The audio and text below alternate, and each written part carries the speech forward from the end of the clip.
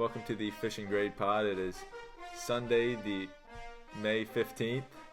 We haven't had one in a couple weeks. There was finals we were dealing with, but we're back, and it's just the fish portion of the pod tonight. But I do have Mitch Lorenz, who's on the last pod with us. Mitch, how are you? I'm doing good. Finish up those finals in school. They go good for you? Pretty happy. Yeah. So today we're going to be talking about the NBA Conference Finals. We'll touch in a little bit on the players that wrapped up today in golf, and then we'll talk some Champions League final and some more soccer with Mitch towards the end, because he just gave us a lot of information last time. But Mitch, let's dive right into Toronto, Miami. Do you have anything that you want to say right off the bat to get it going? Well, I think the first thing you got to say is just how awful the series really was. I mean, some of the basketball being played just, I don't know, almost didn't seem like you were watching NBA sometimes. And compared to the other series, it was terrible, because there was a couple games where they were like in the 80s for the four quarters, and there were other times where like Cleveland, Atlanta, they were at 80 early in the third quarter. Like when didn't Cleveland in game 1 put up like 70 in the first half?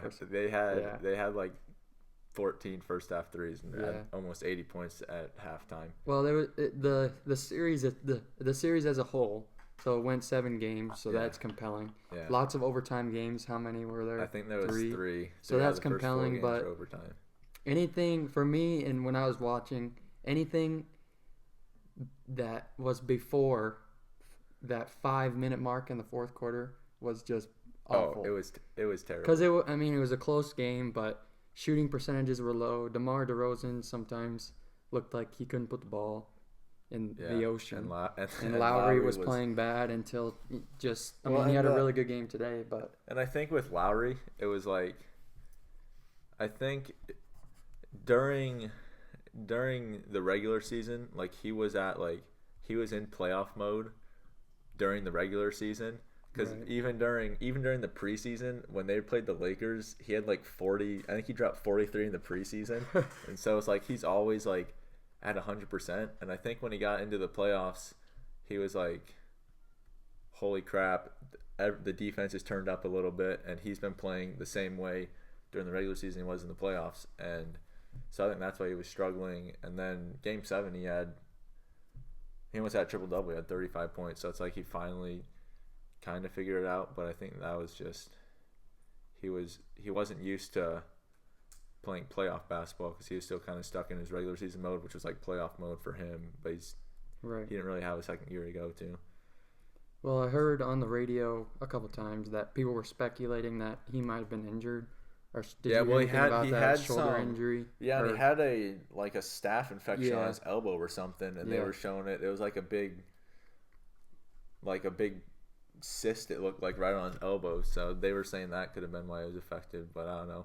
Then DeRozan, he shot like 35% in the series. In Game 7 today, he was 12 of 29. I think in Game 7 against Indiana, he was like 10 for 29, and I don't know. I mean, his shots weren't falling. And I think he's wrecked himself. Well, I mean, I wouldn't say he's wrecked himself, but I think for all the players in the playoffs, like either hurting or helping, like their free agency, like money, DeRozan's hurt himself the most, because for sure. I mean, he's still gonna get paid, but like if you're like, I know there's been a lot of speculation of him going like to the Lakers. I am a Lakers fan. I wouldn't want the Lakers giving him max money, because he can't shoot threes. He definitely can't and he shoots long contested 20-footers. I mean, he does get to the free throw line, but he averages like 22 points a game and can't really pass. I don't think he's like a max player, and I think that was showing in the playoffs. Yeah. But and then one player though I think that helped was Bismack. Yeah, Bismack today, I was happy to see him play. I mean, he had some big dunks, big plays, really high energy. He couldn't shoot the free throws though. But for me, he's gonna get money, just like Whiteside is gonna get his money, and I don't know if it's really gonna be. It's gonna be a test. I'm gonna have to see more from him because he had Winslow on him all night. Yeah. A 6'7" rookie. 6'7". He's a rookie. He banged in the paint at Duke, but I mean he's kind of a perimeter player in the NBA. Yeah. But then you had Luol Deng, who was Luol Deng was their other forward, I guess you could say. Yeah, then Joe Johnson. They threw 3 small forwards out there, I think. And then Dragic and Wade. Yeah, when I was watching it, it almost seemed like do you remember when you grow up as a kid and you play AAU tournaments and then all of a sudden you come up against this huge kid who has no skill but just dominance? Yeah. That's what it looked like for me. But because he was just bullying smaller guys, and I'm not gonna take anything away from him though. 6 of 8 shooting. His plus minus was plus 25. So when he was on the court, they were shredding the Heat. So yeah. But that's just what I have to say about it. That's about it. And I think like what he did, because he was starting, I think that's kind of what you would expect. Like I don't know if he is a starter, but he's going to get paid pretty big money just from the salary cap going up. But I mean, this year, like his rebounds per 48, he averaged 17. I think that was like top 5 in the NBA. So I mean, he's just an active kind of rebounder. He brings so much energy. Yeah. Then like what you said about Whiteside, how do you think like he's gonna be like a max player? Because I was reading stuff and I heard stuff like his agent has to have like the biggest headache because there's one day Hassan Whiteside's like all NBA, Hakeem Olajuwon looks like the greatest ever. He'll get 20 points, 10 rebounds, 10 blocks, and then he got benched also. I mean, yeah, he was coming off the bench a lot, right? All season or towards the end. Yeah, so that might have hurt him. And then the injury definitely. Yeah, because Valanciunas when he was, because I said on the other pod when we were previewing the series, I thought Whiteside. I said Whiteside was going to do better than Valanciunas, but Valanciunas when he was in and playing, he dominated Whiteside. Yeah, which I was kind of surprised. I like him. I like Valanciunas. Yeah, he's solid. But I don't know. And then one sec. Well, I think when you look at Whiteside, a lot of people say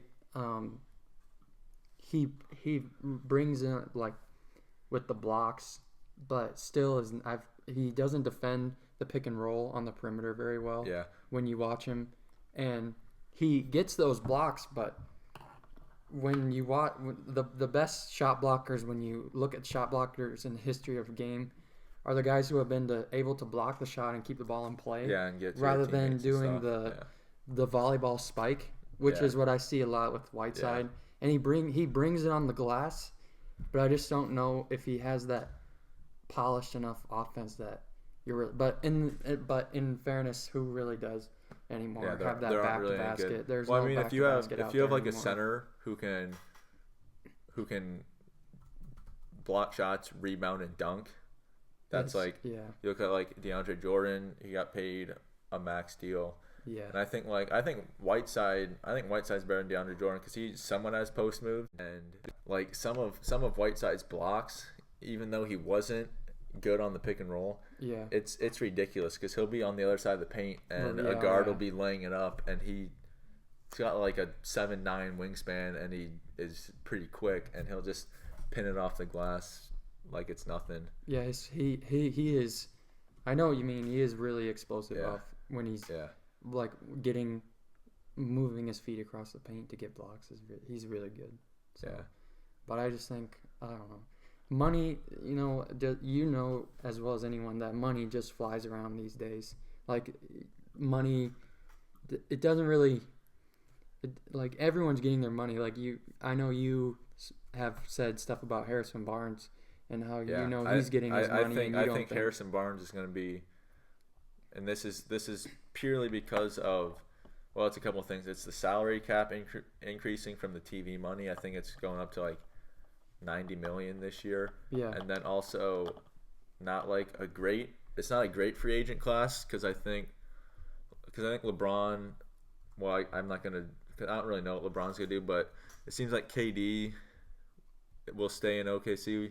Well, and it just makes financial sense for all the big stars to sign like a 1-year deal because then they can maximize their money. Mm-hmm. So that means you'll have like all these like middle of the road players like Bismack and Harrison Barnes, and I guess DeRozan, you can kind of throw him in there. And teams have all this money, and there's not all these great players. So like Harrison Barnes is gonna get a 5-year, $110 million deal from some team and just become this grossly overpaid player. But I don't know. That's just kind of a rant on that. Yeah, that's fine. So let's get into like the Cleveland Toronto series because that'll be starting up. I think maybe on Tuesday or Wednesday? It's Tuesday. Tuesday, yeah. And I think Cleveland, all of a sudden in the playoffs, they've turned into the best 3-point shooting team in almost NBA history. Better than the Warriors. Yeah, they had a better 4-game stretch than the Warriors ever had, where they hit like over 15 threes, and the Warriors hadn't done that. And what I thought was funny is when they didn't go small, but they went like a lineup that spaced the floor. Like they stopped playing Tristan Thompson and they put in Channing Frye, who can rebound for them. So then they go like Kyrie, J.R. Smith, LeBron, Love, and Channing Frye. So they still have size, but they're all shooters. Mm-hmm. And I thought that was, I mean, when they did that against Atlanta had no idea what they're doing against them because they're like, how are we supposed to, how do we guard all these shooters and try to contain LeBron from attacking the paint? So I mean that just threw him. I thought that was a really good move by Tyronn Lue. Yeah. Which I don't know how good of a coach he is, but I mean it took him 40 games to figure that out, but once he figured that out, that was something really smart they did. Yeah, that's what I was gonna say when I was watching those games. Is just like you said, I really liked that lineup where they put LeBron in, and LeBron dominates the basketball, but he's not necessarily dominating it like he was in the finals last year, where he was always looking for shots. Now it's almost like it kind of brought me. I felt like I was watching the Heat when they had Mike Miller, Shane Battier. Yeah, they just surround him. Yeah, with that's floor what I spacers. felt like I was watching. And then there's some times where when I was watching the Atlanta series, the lineup that I really liked was Delly at the point. But LeBron's still the primary ball handler, and then Shumpert, because I think Shumpert, when he's on his game and he's hitting threes, he brings because he can defend. Yeah, he can. He's all right, good. And Delly defends. And Delly was like 40. Yeah, he was like 43 or 44% from three. I think he was top 10 3-point shooter. I know he didn't have like the volume, but he's still a floor spacer when he's out there. Yeah, it just seemed like when that lineup, when the second unit for Cleveland came in and they were making those threes, it seemed like they pulled away from Atlanta's second unit. But the problem is that like you're saying, their historic shooting, the issue is going to be sustaining that shooting because Toronto, even though they were defending 3 small forwards, a shooting guard and a point guard, they were still playing really good defense against the Heat, and they held the Heat to 89. And I was listening. This is besides the point, but I was listening to the radio, and it said Toronto was 5-0 and now 6-0 when they keep a team under 100 in the playoffs. Yeah. So I think if Toronto's able to shut down that 3 ball, the Cavs might be looking around trying to figure out what to do because they've pretty much turned Kevin Love into Chris Bosh. Yeah, they've made Kevin Love Chris Bosh. They have made J.R. Smith. They've made him Mike Miller, I guess. Yeah, they're basically trying to recreate LeBron's Heat teams. Is what it looks like to me. But and I don't know your take on that. Well, yeah, I think that's exactly what they're trying to do because I think like teams in the playoffs need to be able to win like multiple ways. Like there might be one game where you have to Yeah. go like iso ball, but during the regular season they're doing a ton of iso ball, like giving it to LeBron, letting him create, giving it to Kyrie, letting him create. And now during the playoffs, it's like they figure out like how to actually play like good basketball. Like they're moving the ball and looking for shooters. But my only concern with that would be, since it's such a small sample size, what happens when they do go cold? And I don't know if they'll try to switch and do iso ball, or like try to keep with what they've been doing in the playoffs, because I don't know how they can sustain hitting 23s a game during the playoffs. So because when I watch the Warriors play, and you see Curry go cold, the Warriors they do other things, but sometimes when I see the Cavs go cold, I see LeBron kind of go just kind of get a little discombobulated, and he starts. I know you're not a big LeBron fan, and I like LeBron. I don't have anything against LeBron, but nothing makes me dislike LeBron more is when I see a big or a smaller guy switch on him and he takes a three ball. Yeah. Nothing. Like, I want to see. I know he's getting up there in age and he's not going to throw down those sweet dunks anymore, but I want to see him get to the basket. Well, and teams were teams were sagging off and letting him shoot threes. Like there were a couple clips that are on like Twitter where like LeBron hit a three and he was like making like a face like, "Are you really going to leave me open?" It's like, yeah, you shot like 29% during the regular season. They're going to leave you open now. But I know what you're saying. So let's just get into what's your pick for this series? I think that I don't know. I think the Cavs are really going to space. I think they're going to be able to space the Raptors out a lot. Yeah. And just try and I don't know, because the Raptors have made it clear that they want to keep this. It looks like they want to keep the scoring low to me, and if it goes up high, then it's okay. I mean, they're okay, but I think you could see the Cavs go. I think you could see the Cavs sweep. It's definitely possible, but I think you could also see it go 7. Like it's kind of a wild card for me. So I guess I'll pick 4-2 to the Cavs. Yeah, 6 games. I think it'll be Cleveland in like 5 or 6, because I think there'll be one game where their 3-point shooting is going to go cold. I mean, I think it just has to happen because there's no way they can keep it up. And then I think there might be one game where DeRozan and Lowry get going, because one of those two should always have the advantage on whoever Kyrie's guarding, because Kyrie's just not a good defender. Yeah. So I think if like there's one game where they both score like 30, I think they could win that. But I mean, just looking at the starting 5 and pretty much also who they have coming off the bench, Cleveland's just way more talent, way more firepower. So I'd say they'd probably win in 5 or 6. Yeah. If DeRozan, like today, what you said about 12 of 29, 28 points, he's getting the points, but 29 shots in 12 makes is a lot of empty possessions. Like if Toronto's gonna push this to 7 or even win, he's got to shoot that 12. That 12 is either got to go up to 17 or 18, or he's got to shoot less. He's got that percentage has got to go up. Yeah. Something. I don't know. There's people who are volume shooters and volume scorers, but for a guy like him, like who I think you would agree that he's there and on that star level, but he's still sitting below like your Curry, LeBron, Durant, Westbrook. Oh, well, yeah. Obviously, because there's like he's sitting 7 well superstars and like some star level players. And I'd say he might even be like a tier, like he might be like 3rd tier. Like if like your first tier is like your superstars and second tier is like your stars, he might be like a 3rd tier like star player. So I know what you're saying. So we'll take a quick break, and when we come back, we'll break down what should be a very exciting Golden State Oklahoma City Western Conference Finals series. So keep it here on the Fishing Grade Pod.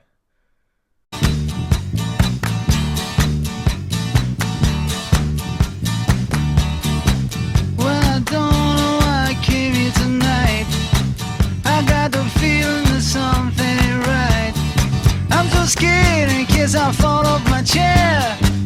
And I'm wondering how I'll get down the stairs. Clowns to the left of me, jokers to the right. Here I am, stuck in the middle with you. And welcome back to the Fishing Grade Pod. I'm Austin Fisher, and still with me is Mitch Lorenz. And Mitch, tomorrow night, probably one of the most anticipated. Well, it's got to be from a superstar perspective. This might be one of the most loaded conference finals we've ever had. Oklahoma City and Golden State. Mitch, you got any quick thoughts or anything to say? Well, the first thing that comes to my mind when I heard OKC and Golden State was buckets. Oh yeah, there's gonna be lots of scoring. Because how many of the Durant has won, like out of the last how many years of scoring titles? Westbrook got one, Curry has two. Durant has has four. Yeah. So individual scoring is going to be at a premium. And when they played, let's see if I can find. It was 121, 106. They had 116, 108, 121, 118. That was the game when Curry went ballistic and hit the 40-footer to win. Yeah, right. So I think they'll definitely be scoring, and I think there's like three legit superstars in Curry, Westbrook, and Durant, and then you have two like what we were talking about before the break, star players, that second tier legit star players with Draymond Green and Klay Thompson. So I think from a talent perspective, I think this is as good as it's been in years, in just two teams with just incredible individual talents going at it. Mm-hmm. So, but sorry, I had to take a drink. But one thing I noticed watching Golden State against Portland is they get so reliant, and I think their success during this regular season was kind of hurting them because they got so used to digging out of these huge holes. Like in Game 5 when they beat Portland, they're down 16-2 and they came back and won. Mm-hmm. And against Oklahoma City, they can't really do that. I know Oklahoma City blew a lot of fourth quarter leads, but yeah, that's just one thing that would kind of be concerning to me, because they'll get really lax with their defense at the start of the game and get into a big hole, and they'll just rely on these huge runs to get back into it. And I don't know how well they'll be able to do that against Oklahoma City. Yeah, that's been kind of the thing all year of when you talk about Oklahoma City is I think everyone can agree that Durant and Westbrook are top 5 in the league. Mm-hmm. So top 5, or if they're not top 5, one of them is pretty close. But it's just been those what the heck plays, plays where you just wonder what's a top 5 star doing there, or the plays where you've got one player, mostly Westbrook and Durant, dominating the ball for 21 seconds of the shot clock, and then a bad shot towards the end. But I think in the playoffs we've seen less of that. Yeah. And for me, a big one for OKC, because we know it's always been Durant, Westbrook, and then that third guy we've always thought of, Serge Ibaka. Yeah. But the Thunder. Yeah. So the Thunder have ruined Serge Ibaka because early on in his career he was a rebounder and a shot blocker and an inside guy, and especially against the Spurs, they literally turned him into a 3-point shooter. Threes. I think if I can find it, he had a 3-game stretch against the Spurs where he had the last 3 games he had 7 points, 5 points, 8 points, and they turned him into a jump shooter, which and he's not getting his rebounds. No, yeah, they have him on rebounds the perimeter in the playoffs. Yeah, he had in game 4 he had 1 rebound, Yeah. And he's supposed to be like a premier inside guy. 6'10", he had 1 rebound. Yeah. I think that's where the Thunder have filled. I think where the Thunder have filled that is with Steven Adams. I don't know about you, but I really like Steven Adams, and he is sort of pushed into that. When I think about the Thunder, I almost think of him as like that third guy. Yeah. Because Enes Kanter, he's good on offense, but his defense is sometimes really lacking. But not that Steven Adams does Yoma's work on defense, but yeah, he's still okay. And but I think he gets he gets the baskets in the paint. And I think like the development of Adams against the Spurs and the lineup with him and Kanter in, I mean, the Spurs had no answer because of just the sheer size of it. And I think Golden State, they've gotten all this praise about their lineup of death where they go super small. But the Thunder, I want to say they figured stuff out against the Spurs. Like they're like, okay, this is what will work, and they've turned into like a bully ball team. Like they just bullied the Spurs and dominated on the glass. So I think Bogut and Ezeli, they're gonna have to play, or else the Thunder are just gonna dominate on the glass. But I don't think they're as good as like Adams and Kanter. But I think they might be able to do enough. But yeah, because you know as much about the NBA as anyone that I know personally. Oh, well, thanks. So I really wanted to hear your take on how you think the Warriors are gonna counter that Adams and Kanter lineup. Because when you look at that lineup, what is Kanter? 6'10". Adams is up there, and then Durant has been 6'10". Yeah, and then Westbrook, the way he's pulling down rebounds, it seems like he's a big sometimes. So the Thunder throw as big and as long of a lineup out there as anybody. Yeah, I just want to hear what you think about how the Warriors are going to counter that. Because I think what the Warriors will have to do, because they're going to have to, if the Thunder go big, which I think that they need to try to do, especially early on to kind of see how it works out. Because in the Spurs series, they got destroyed in game 1, and really in game 2 they kind of figured out when they played Kanter and Adams that they had so much size because they had Durant, who's 6'10", like you said, so they had 3 6'10" players in the front court, and they just dominated the glass.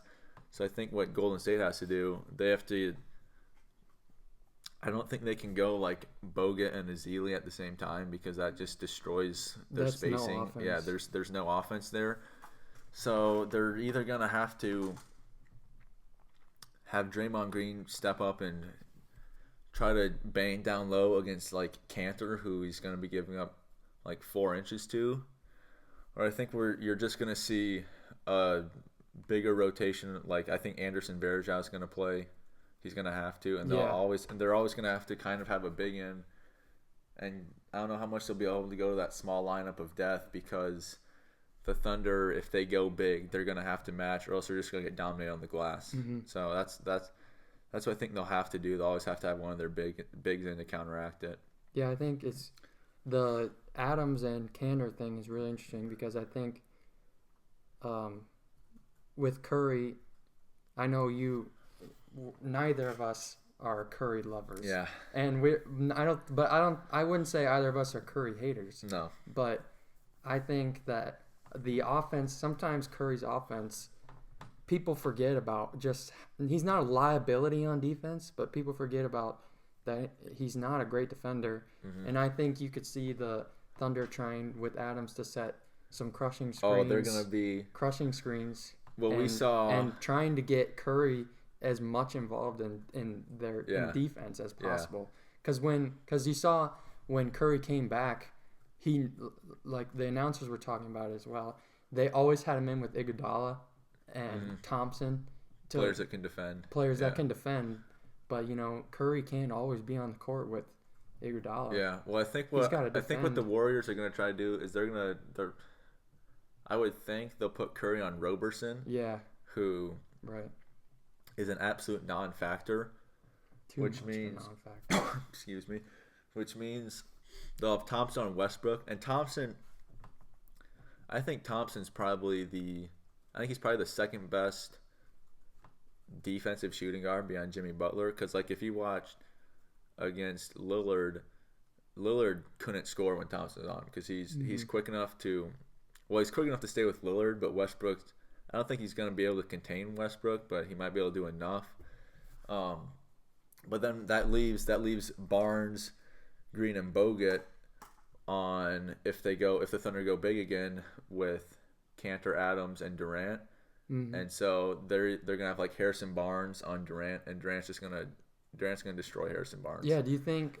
So I was gonna ask you that. You think we're gonna see Barnes on Durant and not Green on Durant? Well, I think they'll. Or how do you think they'll? I think that's how they'll start. They'll start. I would assume they'll start Thompson on Westbrook. They'll hide Curry on Roberson. That's Roberson. The Roberson thing is a big deal. Yeah. We talked about that last time. How the Roberson thing plays Well, out. and the Thunder against the Spurs. They pulled Roberson was starting to play Waiters, who Waiters was played really good, surprisingly really good defense. And if they do that, which I don't think they're not going to start like that because they're not going to switch up their starting five. Right. But that'll actually make Curry have to defend. So I think that would be probably key. But back to the starting lineups and how they match up. I think they'll put Green on like Cantor. Well, although they started Ibaka, but if they put Cantor in, I think they'll put Green on him because if Barnes was on him, Cantor would just destroy him. Yeah. And I don't know how good of a. Well, we say like Draymond Green can guard all 5 positions, but I don't know how good like. You don't want him on Kevin Durant because Kevin Durant's like probably the best, like pure scorer in the NBA in the sense like Jordan, because Curry's a good shooter, but just in ways of actual just pure scoring, I think Durant's probably the best since Michael Jordan. Okay. So who do you think? So what's your pick for? So what's your pick for the series? Well, the picks, I think the health could be a big factor behind the picks, because we're going to be getting into every other day now. No more long breaks. Yeah. Right. So the Curry health thing is big, but I think this could go 7 for sure. And we know what Westbrook and Durant bring every night, but I think I think the Thunder are, I don't know, it's so hard for me to pick because the Westbrook and Durant are both really great, but I think the Thunder are like at their best when one of them is really good that night and the other one is good, but like I don't know, because then they start taking shots away from each other. But never mind. Okay, the pick. I think it's gonna go 4-3 to the Warriors. Yeah, but I don't know. 7 I think is the right number. When I look at it, I think each team is pretty much they're guaranteed 2 wins because the Warriors they'll have the game where Steph Curry goes off and wins them that game. Then they'll have the game where Steph Curry and Klay Thompson combine for like 15 threes, so they'll win that game. But then the Thunder will have the games where Westbrook goes alien mode and goes for 40, 10, and 10, triple-double. They'll win that game. And then they'll have the Durant game where he goes for 40, 45, 50, and they'll win that. So it comes down to like a best of 3. And the Thunder impressed me against the Spurs because I thought, and people were writing like after game 1, like this is the end of the Thunder era, but they figured some stuff out, and they just have so much size that I think it'll end up going 7. I think the Warriors will win just because they just know how to win. I think a little better than the Thunder. So that's what. Yep. So that'd be my pick. That game 5 at Oracle is gonna be big, because if I know we both just picked Warriors, but if the Thunder can steal that Game 5 at Oracle, I think you could see them taking it. Because I think that's a huge Game 5. Game 5 is going to be a huge game. Yeah, because I think the Thunder started finishing games against the Spurs. Although watching that Spurs series, it's like the Thunder, like after pretty much game 2, it's like they kicked it up a second gear, and the Spurs couldn't. They showed their age. Yeah. So, but then also you look, and the Warriors, they have their games where they go like into this. It's like this. Yeah, we're the champs. We're about to dominate mode. Like I remember watching them against Utah, that the game went into overtime, and then overtime they kicked it up to another gear. And so I think it'll just be interesting to see if the Thunder can actually close out games, or if the Warriors are going to be like going to where like Draymond Green goes psycho and they all go crazy. They start knocking down threes. They start defending.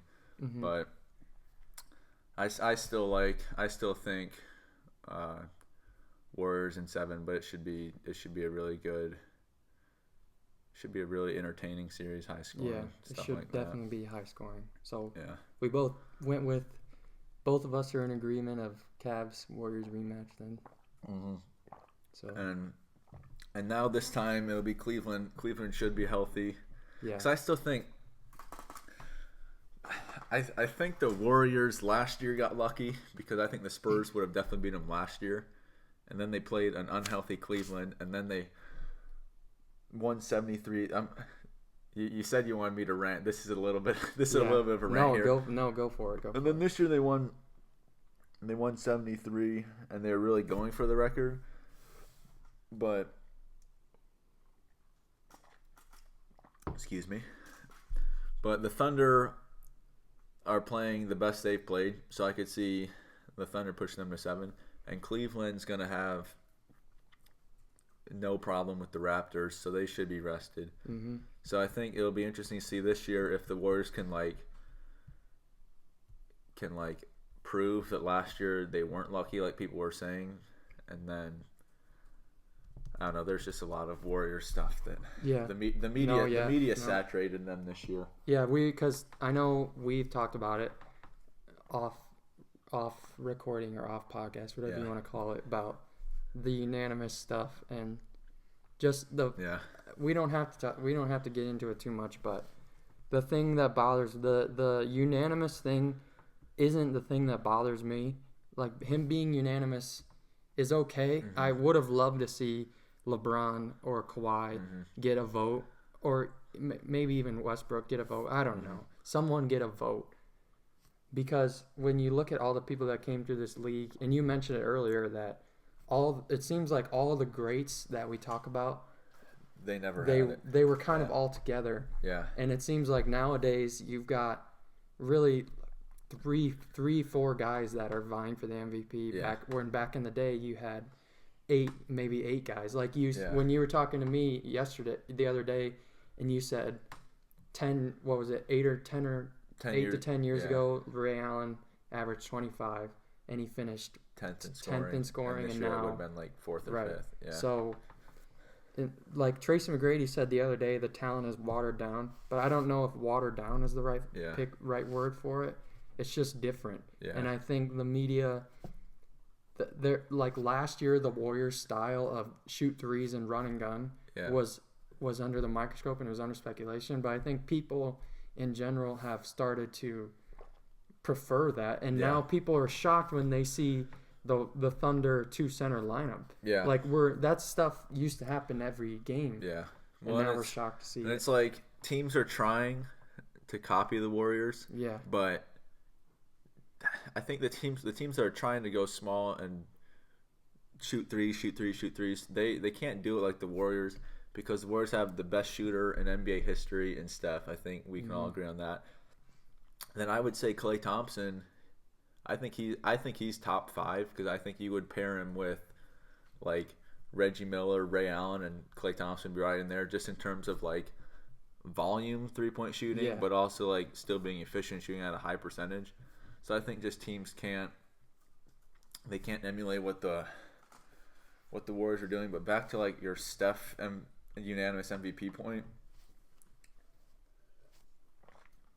I would just say like to the voters, I agree he should have won it, but I would have hoped like one of the voters would have said, okay, if you take away Steph from the Warriors, and if you take away LeBron from Cleveland, what team finishes with the better record? I think the Warriors without Steph would win like 50 or 55 games, and I think Cleveland without LeBron, even though you have Kyrie and Kevin Love, both those players, they never made the playoffs before they went to Cleveland. So if you take LeBron off, they'd be like a 40-win team. 40 so wins. If you look at that, I mean, that's like most valuable. And you said, I think you said today when we were golfing, you're like, they should have like a most outstanding player because Steph was like the most outstanding. But in terms of most valuable, I would have hoped at least one of the voters would have given it to like Kawhi or LeBron, because LeBron had a stretch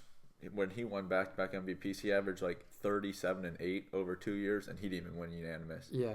So I don't know. Yeah, that's the most outstanding performer, and the word valuable is it doesn't, for me, it doesn't have the same meaning anymore, because value, when you truly try to assess value, Curry doesn't have the same value as LeBron does to Cleveland, or on another example, I don't know, like Durant. The Thunder didn't make the playoffs last year. Yeah, and Durant missed it. And Leonard, if you take Leonard off the Spurs, they still have Aldridge, but their defense just gets taken down a notch. Because Leonard is the best two-way player, the best defender. Yeah. So I think we both agree that he should have won the award, but I think the MVP award has changed to who was the most eye-catching and who was the most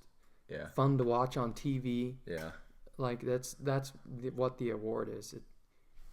I don't know. Valuable is different than Curry. I don't know. Curry. It's not to say Curry's not valuable, because he is valuable. Like, he would make other teams in the league great. Well, I saw a stat even just in the playoffs, when the Warriors were playing without Curry, they were still like so there's like net efficiency, which is like how much you outscored your opponents by like per 100 possessions. The Warriors were like plus like 13 without Curry. Mm-hmm. And Cleveland was like minus 10 when LeBron was on the floor. Oh, they did. They're not the same. Yeah, that just LeBron shows.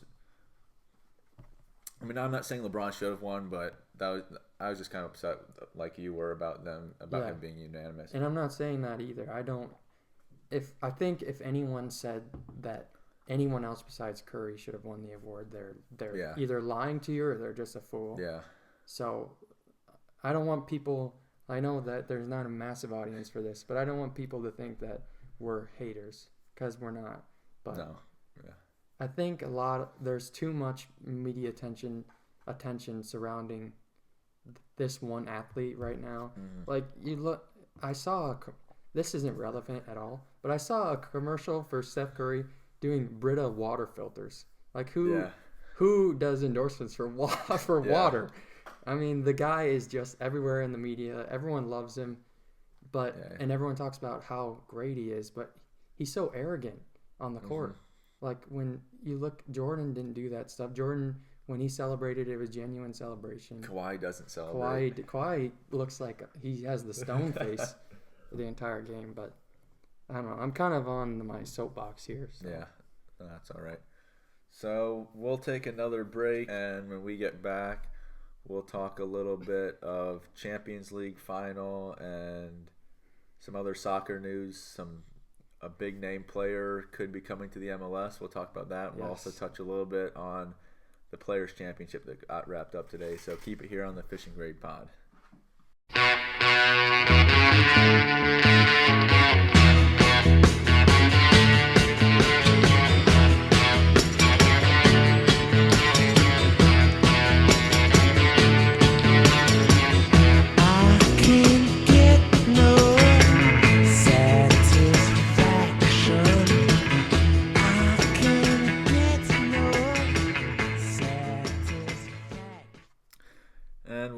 to the Fish and Grade pod. On this section, we're going to be talking a little bit of soccer, which Mitch is quite the expertise in. So, Mitch, I guess I'll hand the keys over to you if you want to start talking about the Champions League final, or I guess really anything you want to talk about. You just start talking, and I'll be here to throw in some input. Well, today, Sunday, May 15th, was pretty much the wrap-up of league football, leagues, football, soccer, whatever you want to call it. I'll stick with football. I'll stick with football, but soccer. So just around the world, just touch on the big five. The big five leagues for me: BPL, English, Bundesliga in Germany, Ligue 1 in France, La Liga, Primera División, Liga BBA, whatever you want to call it, in Spain, and then Serie A, whatever you want to call it, in Italy. So we already touched on the champion in the BPL, Leicester City, the heroes of England, just amazing. 81 points in 38 games, not too bad.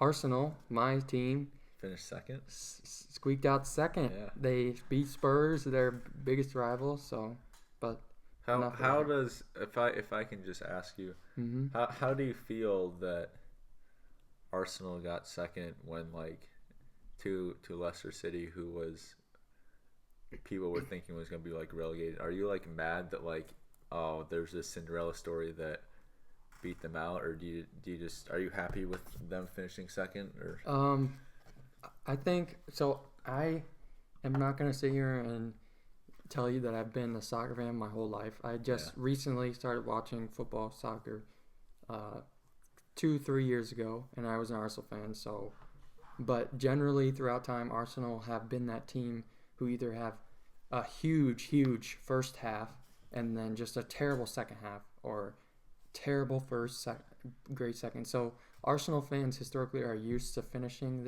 in this spot, but I think when you look at a year where you see your big four teams, and the big four for me are Arsenal, Man City, Man United, and Chelsea. Yeah. And when you see that Man City finished fourth with 66, which is not good for a team that they have. Man United 63 points.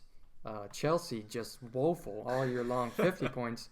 For me, this was the year for Arsenal. Yeah. This is when, if they're going to break through, this is when it had to be done. And now I don't know if people are aware of who Arsene Wenger is, but he is the Arsenal manager, and I think you could definitely see him out because he's been there since the 90s.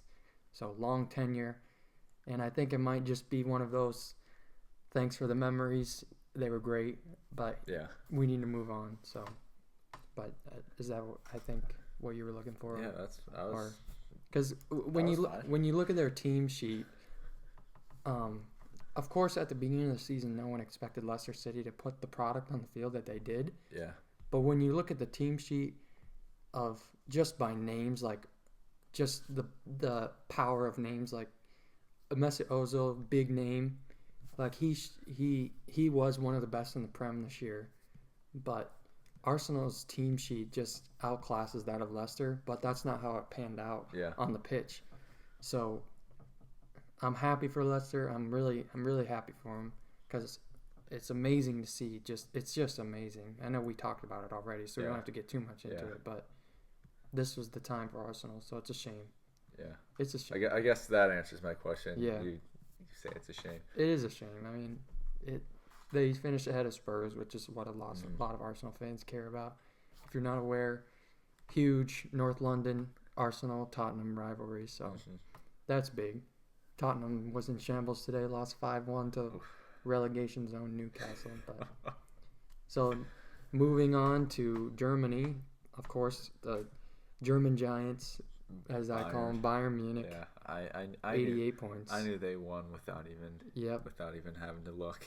Their team sheet is fantastic, and it's getting even better. By the way, they just transferred in Mats Hummels, great center back, one of the best center backs in the Bundesliga from Dortmund. So they're gonna get even better.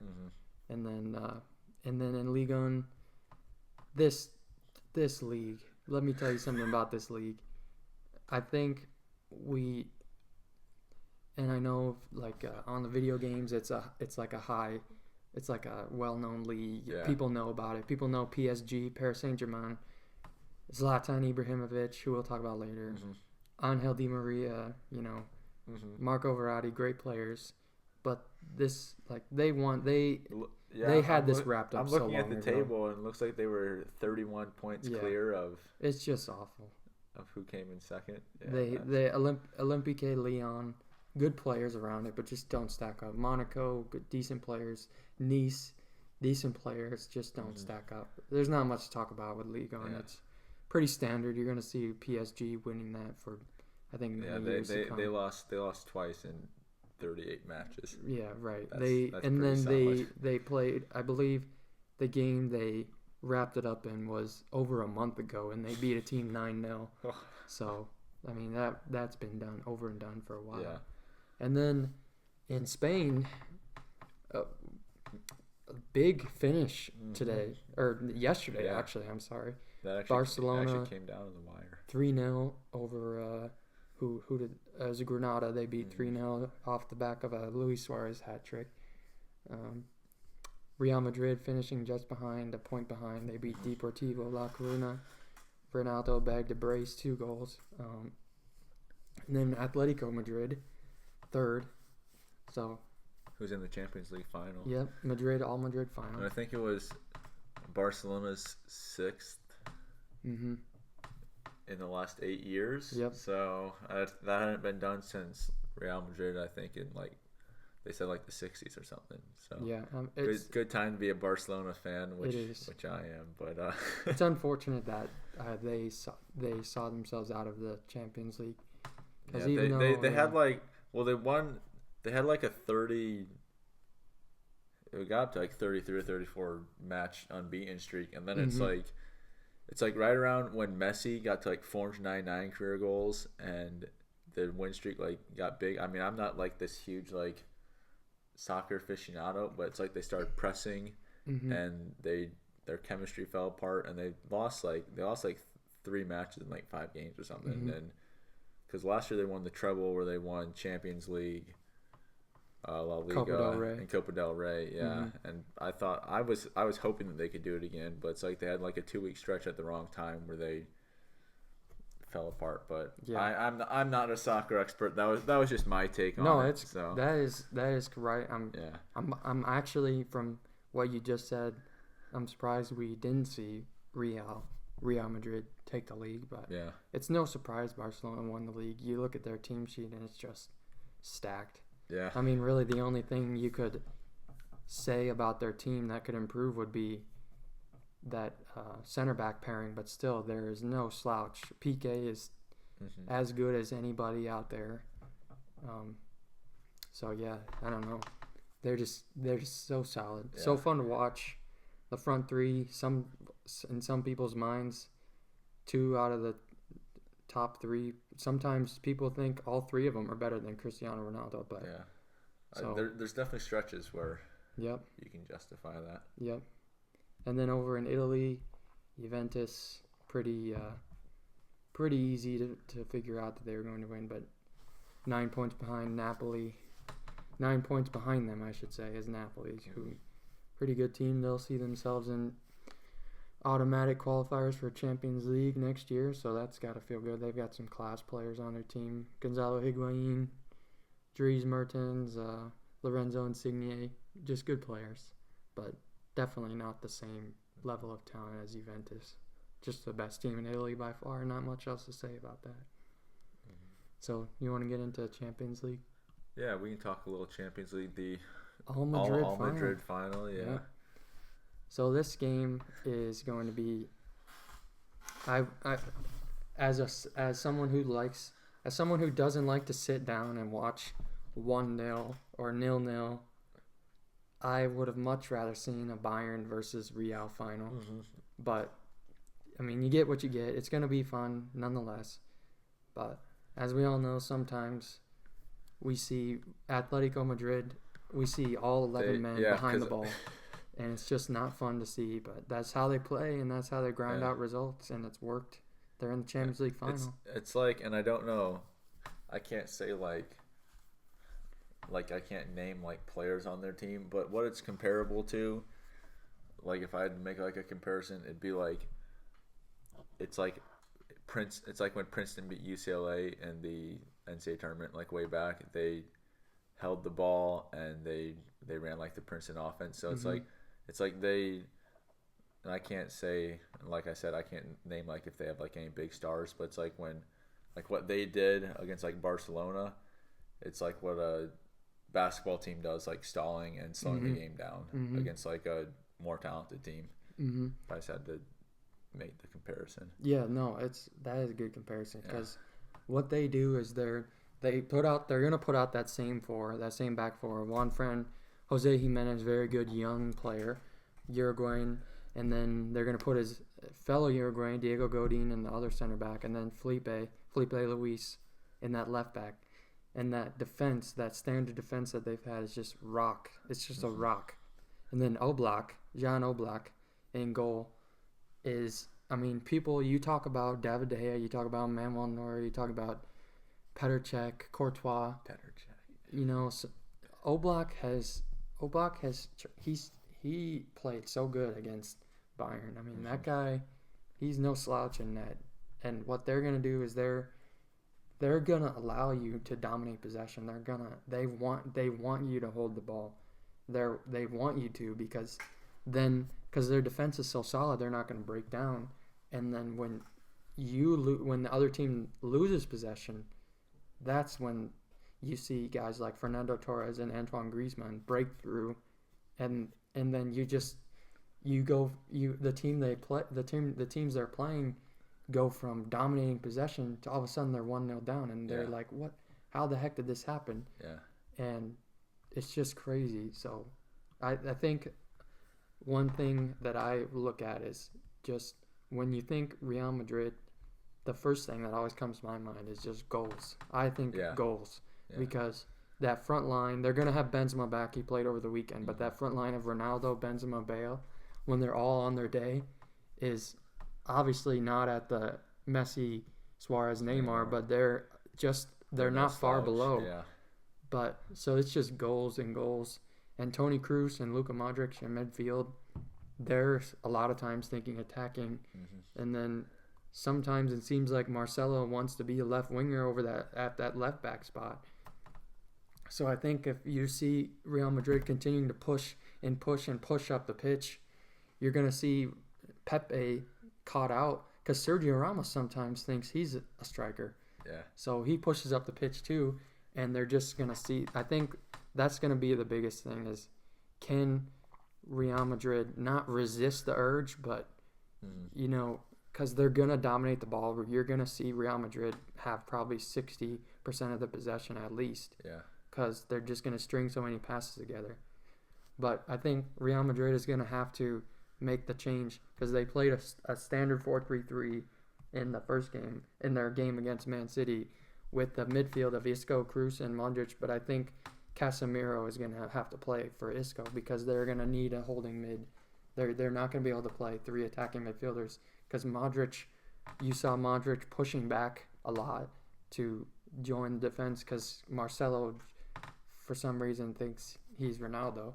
But anyways, Modric had to push back and sometimes string a few passes together with Pepe and Ramos, and that's just not the player that he is. He runs the midfield. He controls the midfield. So I think that's the change we're going to see in lineups. But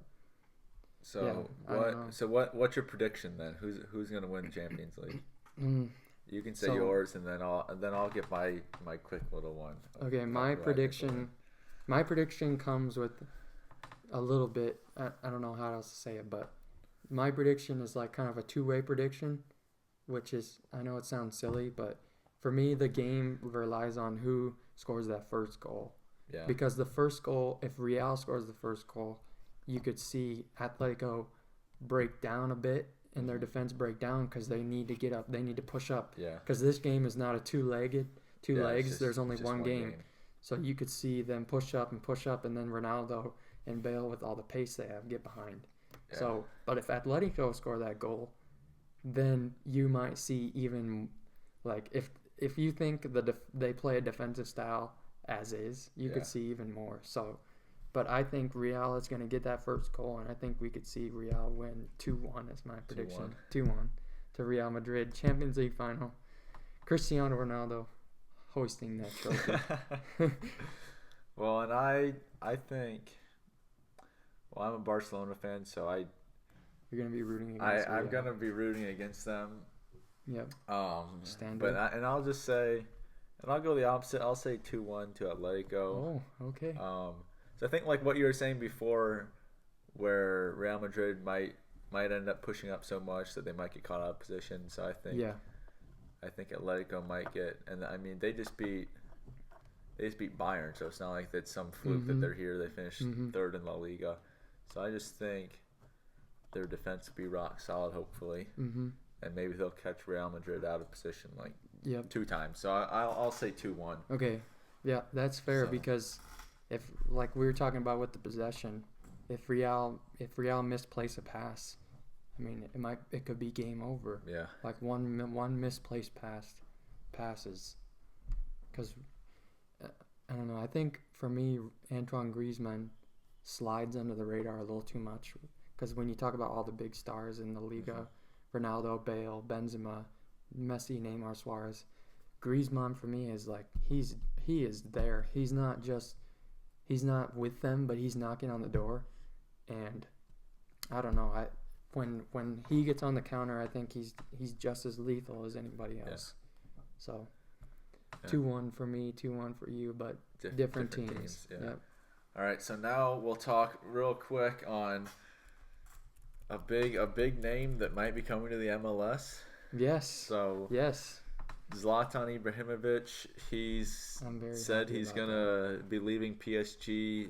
Is it this summer? Yeah, he actually said that the only way he would stay at PSG is if they replace the Eiffel Tower with a statue of him. That is what he said. So chances are very good that he's leaving.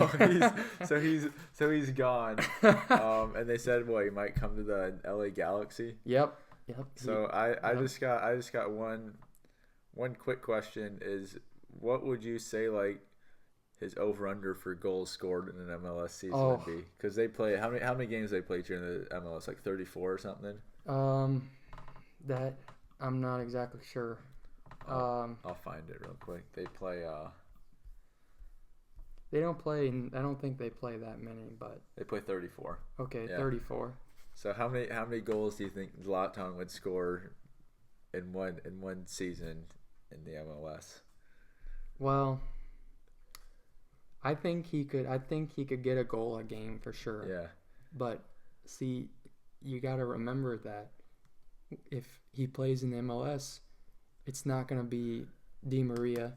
It's not going to be Lucas. It's not going to be Verratti and Matuidi feeding those balls to him. So that makes an impact. But I definitely think you could see a goal game. Because, I mean, his skill level's just so much more than everyone else in the MLS. You think the top strikers in the MLS, Robbie Keane, David Villa, Sebastian Giovinco, he has miles. Yeah. I mean, David Villa is a legend in his own right, but and if he comes here, like the MLS, like last couple of years has gotten some like big names that are later in their career. What do you think like him coming here would mean for like the future of MLS? Because people are saying like Cristiano Ronaldo might come here in like 3 years. So is it gonna return into like the superstar retirement league, or do you think they'll actually be able to get like some big names? Well, I really hope they can, but I was just thinking about this the other day, just that exact question you brought up. So, I don't know. Think of someone who's on the I don't know. Just a player on the move. Let's say they're getting an offer from a big club, like, I don't know, Arsenal wants them, but LA Galaxy wants them. And LA Galaxy and Arsenal are offering the same amount of money, something like that. Let's just think of this hypothetical situation. That player, for me, is always going to choose Arsenal because you have the luster of BPL trophies, Champions League trophies, FA Cup trophies, and then here in America you have the MLS Cup and the U.S. Open Cup, which if you don't know what the U.S. Open Cup, it's basically all the professional teams in America come and they play a big tournament. Like even the Des Moines Menace, the team in Des Moines is in the U.S. Open Cup. So it just doesn't have the same lure and luster as the leagues. But I think people, the legend, the bringing over legends, aging legends is cool. Yeah. But eventually people are going to be like, this isn't enough. They want more. They're going to want that star. But it's just not going to happen for me. I think we're going to have to settle with people like an aging Steven Gerrard, an aging Frank Lampard, an aging Kaká, aging Zlatan Ibrahimovic, and those players are great, and they're gonna be great for the MLS. But it's just not. It's never gonna be a league that we talk about that people. I wouldn't say that people respect. It's just not gonna be a league that people overseas are gonna care about. Yeah, really. Yeah. Like I don't know, just you're not gonna turn on. Like someone overseas, if they have the choice to watch LA Galaxy play Seattle Sounders or Arsenal play Chelsea, they're going to choose Arsenal play Chelsea. It's a no-brainer. So, and that's not a knock against the MLS. It's just how it is. Yeah. Like the NBA is better than EuroLeague. The EuroLeague, yeah. So, and people in Europe are going to watch the NBA more so than EuroLeague. Right. Yeah. Right. All right. Well, let's talk quickly some golf before we finish. So today the players wrapped up and Jason Day went wire to wire. Yeah. And he didn't even play that amazing. No, but the course got really tough. I know on Saturday, for the viewers that aren't huge golf fans, Jason Day set the 36-hole scoring record, and then Saturday the course got really tough and the greens dried out, and they run really fast. There was a bunch of 3 putts and a couple 4 putts. But I was just not so much the players itself, but Jason Day, and just kind of like the run he's on. People are a lot of like, I was talking to a friend that isn't like a huge golf fan, and they're like, well, what about Spieth? And I'm like, and I said in the last 8 months, Jason Day's been more dominant. He's in the last 8 months, he's kind of been Tiger-esque in how he's done. I think he has like seven wins in his last 17 starts, and so this was his 10th career win. So he's pretty much got all of his career wins in the last 7 months. And when I look at it, he's almost like I think he's like top 5 in putting right now. But I think what gives him a big advantage is how high he hits it. Because if you look at like when Tiger was dominant, he just destroyed par 5s and he could hit his long irons real high, and I think that's what Jason Day can do. And I think just overall he's got the winning mentality now, which some people struggle with. I mean, you see people not being able to close it out. So yeah, I just when it comes to Day, I know you're a huge Tiger fan. I like Tiger too. I just want to get hear what you have to say of what do you think? Do you think golf is, I don't want to say searching, but sort of searching for the next Tiger, or do you think golf as it is? Do you like? What I'm trying to get at is, do you like golf as it is now, or do you enjoy seeing that guy who dominates everything? Well, I mean, there's not going to be another Tiger, right? Because of just how crazy good he was, and he was good for the game. Because now you have people are saying like you have the big 4 now with Rory, Jason Day, Spieth, and Ricky Fowler. And I think Tiger was a big reason for that. But then I saw on Golf Channel, they said if you have the big 4 at one end of the range and Tiger on the other, and you have 1,000 fans, they said 900 fans are going to go watch Tiger. Like, people just still care about him. But I like seeing Day dominate. I think it's cool because I just like seeing like that dominant figure. But if there can become some rivalries, like you had Tiger and Phil, so maybe if like Rory or Spieth start winning again, maybe if they win some majors this year and they're in the final groups with each other, I don't know. But I think golf's in a pretty good spot right now. Yeah, I think it's okay. It just, there's no question of what Tiger did for golf. And I don't know, people who don't care or armed golfers themselves even tuned in to golf when Tiger was playing. Yeah. And I don't think golf needs another Tiger. I think it's okay, but I don't know. People are definitely lured into that if a guy is eye-catching and he's just amazing to watch. People are definitely going to watch. So yeah. Well, that'll do it for this episode of the Fishing Grade Pod. A bit long. It was a bit longer. But I guess if you listen all the way through, thank you for the support. This was our first one that we put out in 2 weeks, but we're college students. We had some finals. We had some other priorities, but hopefully we can get back on schedule. And thanks as always. This has been the Fishing Grade Pod.